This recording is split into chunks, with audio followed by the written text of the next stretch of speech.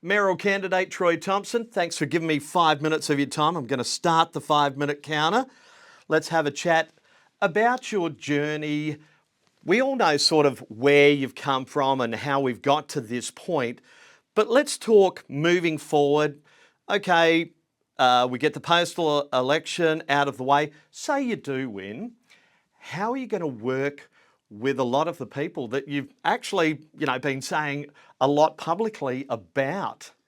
Look, sometimes the truth hurts. I know that myself. I've made some mistakes, and at the end of the day, you've got to face your demons, don't you? So part of my mandate is to get back in, and people have asked me all the time. We need to know what's going on in council. Where's all our money being spent? And I want to give them that information, and I don't want to hold back. And in the past, whenever I'd say something publicly or put something in my diary, I would have legal team send me a letter and say, look, this is reputational damage to council. And that's terrible that you can't say what you need to say. And I don't like those restraints. So I'm going to try and remove all the secrecy. On day one, I'll be writing to the Minister and Premier and say, let's investigate and audit Townsville City Council, because we're in a mess. Our budget's in a mess. We're in a lot of debt, and I want to see this city move forward. The only way you can do that is clean it up, and it's no point putting a new face at the front of the desk when it's the back room that's the problem. So how are you going to work with those old faces if you walk back into that room that all stood up and voted no confidence in you? Look, great question. So one of the things that I will have behind me is if I get voted back in, it's people. It's the people vote. So it's really important that the people who vote for me know that I'll ask the hard questions. If I get a no from council or a motion's denied, they're no longer saying no to me. They're saying no to the people of Townsville. And that's a really important part. There's no other councillor, or no other candidate, I should say, that's come forward that can do that and have been in my position, and I guess have been such a media focus on. And I think it's really important that we really discuss the issues. I put them forward to council. We're not going to agree on everything, but what I've heard from our community is really clear and concise. They want an investigation on where our money's gone. How do you spend $800,000 on Wedgwood when you budgeted $339,000 and you took $140,000 on the door? Where's the rest of the money gone? We own the museum. The staff are paid full time, so we're missing $300,000. Where did it go? They're the questions that people in the community want to know. And we were just talking before we started this about, being out in the community. Obviously, there's people that like you, there's people that are against you.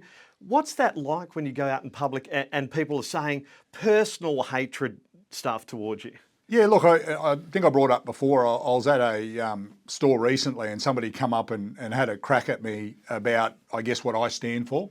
And they believe I pulled down Townsville City Council. And I remind people that we've been in this position for a long, long time. No different to when I walked into the office and I had the vote of no confidence. I walk in every day and say hello, do the decent thing. I'm not there for friendships. I'm there for business and to work and to make this city a better place. So it's not a popularity contest for me. I want to work with people, but I'll make it very clear that I represent the community, not big business and not a political party.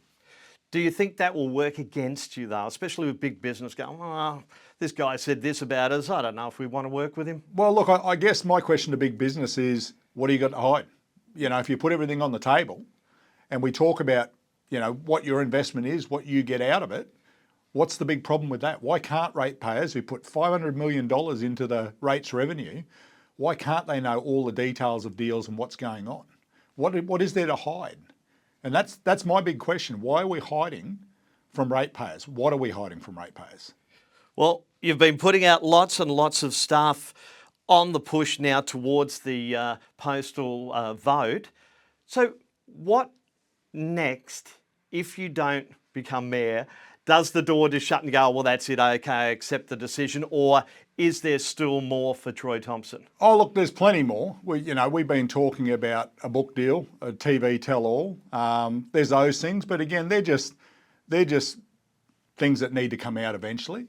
I'll be following through what I've been doing and holding podcasts and talking about, I guess, and talking to the community. I've done a lot of volunteer work in the last 12 months, helping people hang fence and fix kitchens and do some plumbing and lots of bits and pieces. So It doesn't end. At the end of the day, I've got to go out and find a job. And whether that's digging a hole, pouring concrete, or an executive role, so be it. I'm not going anywhere.